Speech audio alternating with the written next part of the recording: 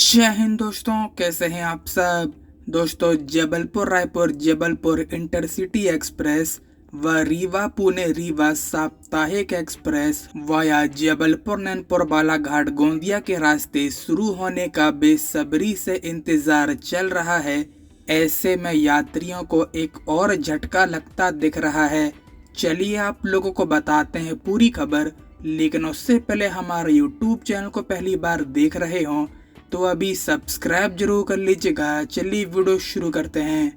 दोस्तों, 29 मई को गाड़ी संख्या 20-152, 20-151 रीवा पुणे रीवा साप्ताहिक एक्सप्रेस ट्रेन के संचालन को रेल मंत्रालय द्वारा स्वीकृत किया गया और इसके पश्चात 30 मई को गाड़ी संख्या 11702, 11701 जबलपुर के मदन महल से मदन महल रायपुर मदन महल इंटरसिटी एक्सप्रेस हफ्ते के 7 दिन संचालन को रेल मंत्रालय द्वारा स्वीकृत किया गया था और इन ट्रेनों को 2 महीने के भीतर शुरू करने की घोषणा रेल मंत्री अश्विनी वैष्णव द्वारा PIB प्रेस इंफॉर्मेशन ब्यूरो पत्र सूचना कार्यालय से 29 मई को दी गई थी। हालांकि तीसरी ट्रेन ग्वालियर SMVT बेंगलुरु साप्ताहिक एक्सप्रेस इन्हीं 2 महीनों के भीतर 26 जून को इसका शुभारंभ किया गया और ये 29 जून से बेंगलुरु से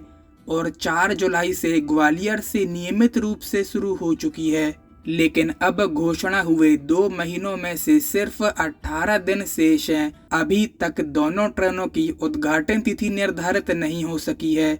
दोनों ही ट्रेनें अपनी अपनी जगह फंसी हुई हैं, जो रेल यात्रियों के लिए किसी झटके से कम नहीं है। देखिए, सबसे पहले बात करते हैं गाड़ी संख्या 11702, 11701 जबलपुर रायपुर जबलपुर इंटरसिटी एक्सप्रेस, जिसे मदन महल से रायपुर व रायपुर से मदन महल चलाने की योजना थी, लेकिन पिछले 2 से 3 हफ्तों में इसके संचालन को लेकर काफी उठापटक हुए और पश्चिम मध्य रेलवे जबलपुर मंडल के द्वारा इस बात पर सहमति बन चुकी है कि इस ट्रेन को मदन महल से संचालित करने के बजाय इसे जबलपुर जंक्शन मुख्य स्टेशन से ही चलाया जाना बेहतर होगा।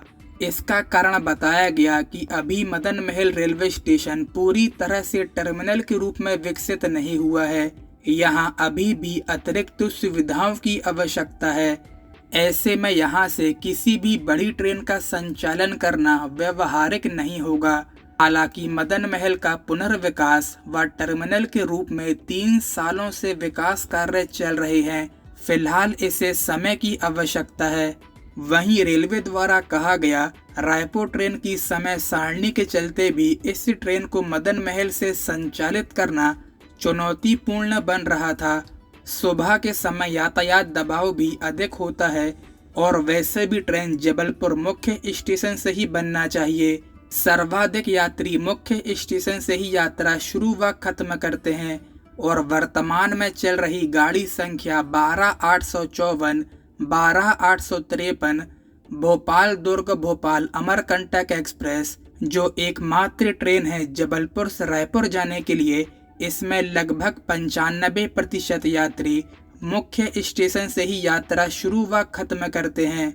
दोस्तों, पिछले 3 हफ्तों में पुनः पश्चिम मध्य रेलवे जबलपुर मंडल द्वारा प्रस्ताव तैयार कर रेलवे बोर्ड रेल मंत्रालय को भेजा है, जिसमें ट्रेन के प्रारंभिक स्टेशन मदन महल को बदलकर जबलपुर जंक्शन करने हेतु अनुमति मांगी गई है। पुनः स्वीकृति मिलने का इंतजार है। यही सब कारण है ट्रेन के शुभारंभ में विलंब होने के। हालांकि मेन स्टेशन का अप्रूवल मिल जाना चाहिए और अब अनुमति मिलने के साथ ही समय सारणी में भी परिवर्तन हो सकते हैं। वर्तमान समय सारणी के मुताबिक ट्रेन मदन महल से सुबह 6:10 पर चलकर रायपुर दोपहर 1:50 पर पहुंच रही थी और वापसी में यह रायपुर से दोपहर 2:45 पर चलकर रात 10:10 पर मदन महल पहुंच रही थी। यह नई ट्रेन मदन महल से रायपुर का सफर महज 7 घंटे 40 मिनट में पूरा करेगी। वहीं रायपुर से मदन महल का सफर 7 घंटे 45 मिनट में पूरा करेगी। वर्तमान में गाड़ी संख्या 12,854, 12,853, भोपाल दुर्ग भोपाल अमरकंटक एक्सप्रेस भोपाल से दुर्ग 9 घंटे 41 मिनट का समय लेती है। वहीं दुर्ग से भोपाल 9 घंटे 23 मिनट का समय लेती है, जिससे वर्तमान यात्रा में लगभग 2 घंटे की बचत होगी। रेलवे अधिकारियों का मानना है कि इस नई इंटरसिटी एक्सप्रेस से यात्रियों की संख्या में वृद्धि होगी और दोनों क्षेत्रों के बीच आर्थिक गतिविधियों को भी बढ़ावा मिलेगा। लेकिन यह 7 घंटे 40 मिनट की यात्रा अवधि रेलवे के लिए चुनौतीपूर्ण मानी जा रही है, क्योंकि जबलपुर नैनपुर बालाघाट गोंदिया रेल मार्ग सिंगल लाइन ट्रैक है, जहां पहले से ही ट्रेनों की क्रॉसिंग के चलते देरी होने की आशंका बनी रहती है। देखिए, समय सारणी में परिवर्तन होंगे ये लगभग तय मानकर चलिए, और इसके साथ ही घनसौर लामटा जैसे रेलवे स्टेशनों पर स्टॉपेज भी मिलना चाहिए। वर्तमान में मिली स्वीकृति के अनुसार नैनपुर बालाघाट गोंदिया, डोंगरगढ़ राजनांदगांव और दुर्ग स्टॉपेज दिए गए हैं, जो कि दक्षिण पूर्व मध्य रेलवे ने अपनी प्रेस वार्ता में बताया हुआ है। लेकिन इस इंटरसिटी एक्सप्रेस का घनसौर और लामटा स्टॉपेज होना चाहिए। भले ही 6 महीने के लिए प्रायोगिक तौर पर 2 मिनट का स्टॉपेज दिया जाए। मापदंडों के अनुसार अगर अच्छा राजस्व प्राप्त होता है तो इसे परमानेंट स्थायी भी किया जा सकता है। पूर्व में भी दोनों स्टेशनों पर रीवा इतवारी रीवा एक्सप्रेस का स्टॉपेज इसी प्रक्रिया अनुसार दिया गया था, जो आज लंबे समय से 2 मिनट का परमानेंट स्टॉपेज बना हुआ है। लेकिन इसके लिए भी क्षेत्रीय जनता को मांग करनी होगी, तभी सुविधा का लाभ मिल सकेगा। घनसौर और लामटा स्टॉपेज होने पर सीधा जबलपुर गोंदिया डोंगरगढ़ दुर्ग और छत्तीसगढ़ की राजधानी रायपुर से जुड़ाव होगा।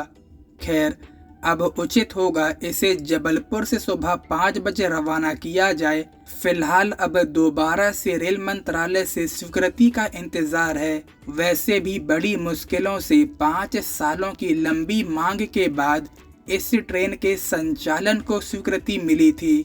पश्चिम मध्य रेलवे को यह प्रक्रिया पहले ही पूरी करना चाहिए थी। एक बार में ही जबलपुर मुख्य स्टेशन से रायपुर ट्रेन चलाने का प्रस्ताव भेजना था। बहरहाल पुनः इंतजार करना होगा।